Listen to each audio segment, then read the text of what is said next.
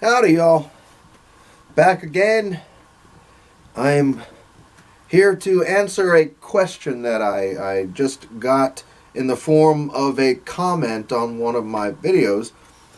A question from Marvel the Cross. And the question was very simple, and that was, what was my most memorable off-the-rack purchase? As soon as that slammed into my brain, I knew if I was going to answer that question in the comment section, I would be typing for 5 minutes or whatever. I can't just pick one particular book, because there are kind of like qualifiers, really, what makes them so memorable. I shan't prattle on in this video. I'll try and keep it as short and concise as I can to answer your question, my friend.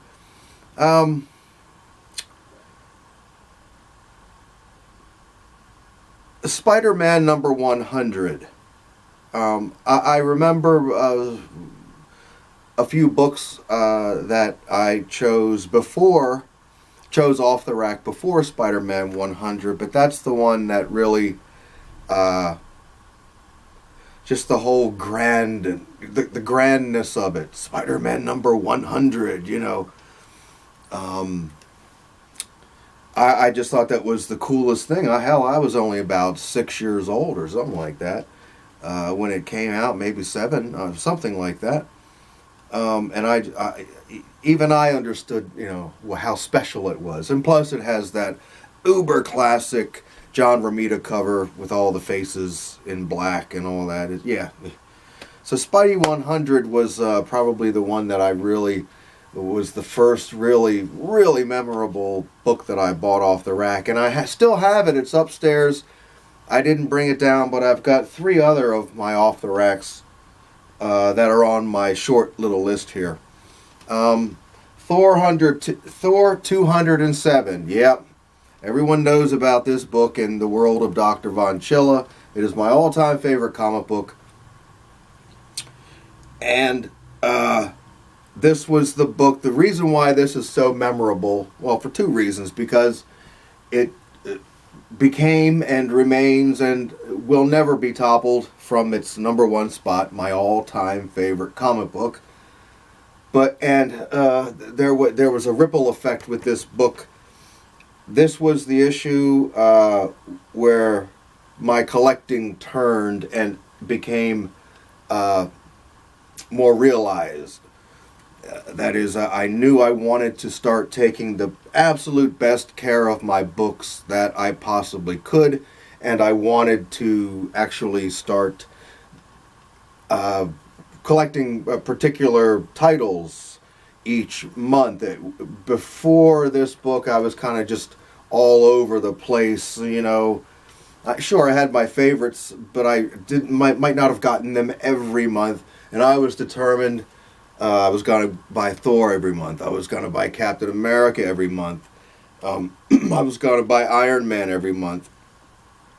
And Spider-Man was like the big one. I was totally into Spider-Man during this period. So Thor 207 is another memorable off-the-rack book. And I just showed that in the video yesterday, as I did this. Now, I put these back in Mylar. This is my off-the-rack Conan 24. This is memorable because this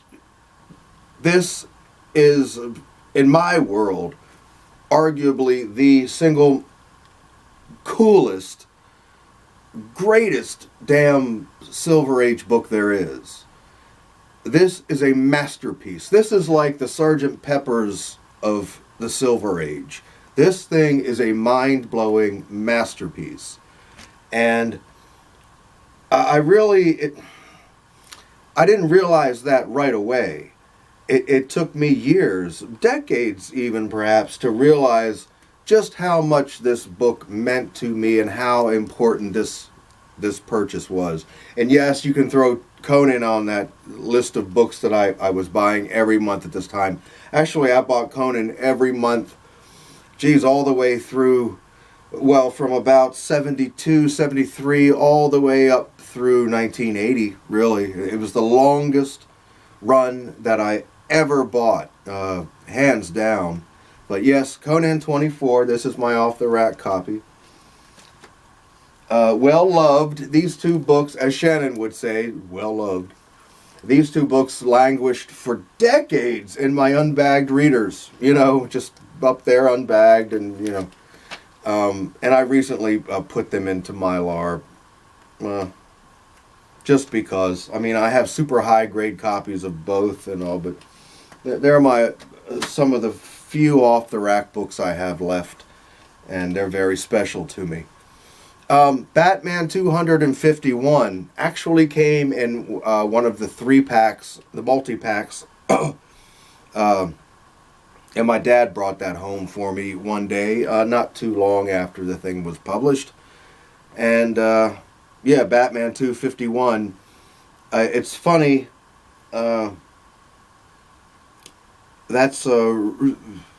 it's wonderful that book has the reputation now that it does, because it is an uber classic Bronze Age book. I mean, it's right up there with Thor 24 for me. It just epitomizes the Bronze Age, and certainly the 20 centers, the age of the 20 centers.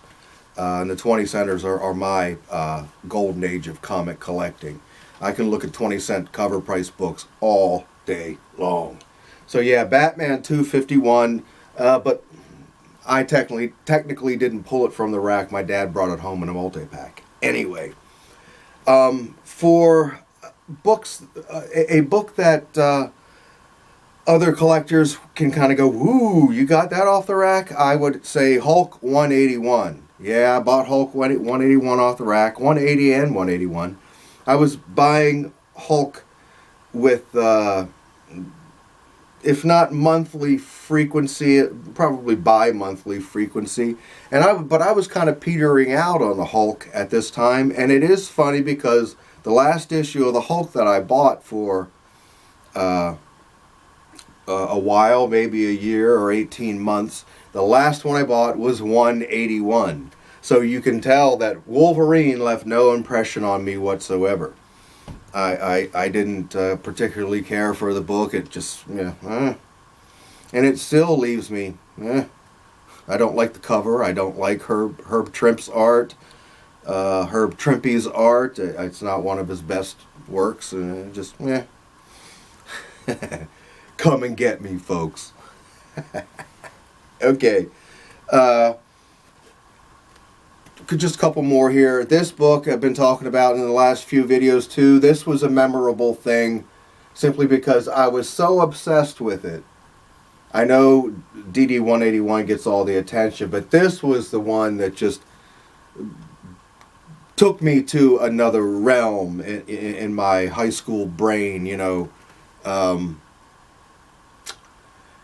God, I rode around for a month,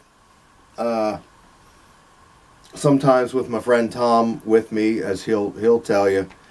I went to every drugstore, 7-Eleven, grocery store, convenience store, buying up just about every copy of this book I could find. If it hadn't been too badly beaten up on the racks, I'd buy it. I was just obsessed with this book. And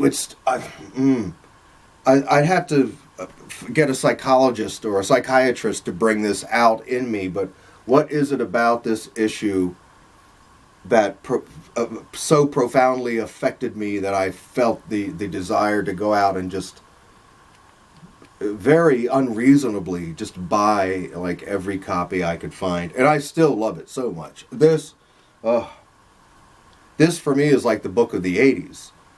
Right up there with like Dark Knight, Watchmen, and a couple of the Alan Moore Swamp Things. This is the book for me.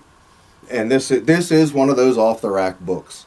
It's not my best one. I can see this is only about a very fine, but it's never been opened. It's never been read, Anyway, and finally, the last off the rack purchases that were just, I'll always remember, were, I just mentioned, the Dark Knight and the Watchmen runs were just something to behold. Whew. When you were getting them every month, in that wait for the next issue and all that. But in particular, the final issues of each of those runs, The Dark Knight Falls, issue number 4, and the last chapter of The Watchmen, number 12. First of all, they're concluding the saga, so all right, stage is already set, right? The thing is, both of those books, both of them, were months late. I mean months, not a month or not 2 months late. They were months late. And the wait was agony.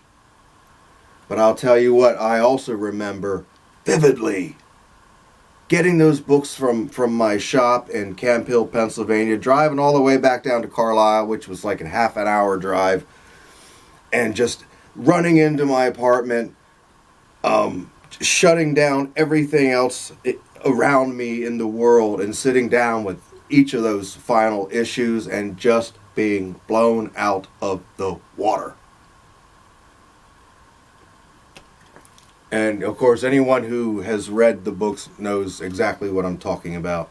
And particularly y'all that was there with me and felt the agony of those waits and then the ecstasy of finally getting and reading the book, right?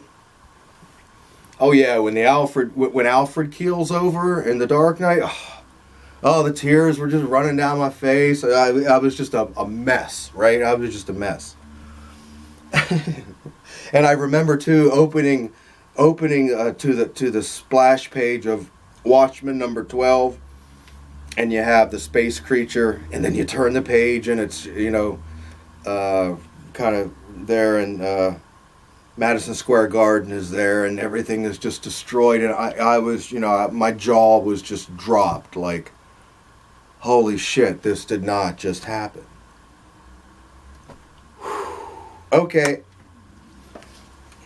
Before I start rambling, I hope that answers your question, buddy. So that's for you, Marvel the Cross. There's your answer to the question of my most memorable off the rack purchases. All right, y'all. See you later. Bye-bye.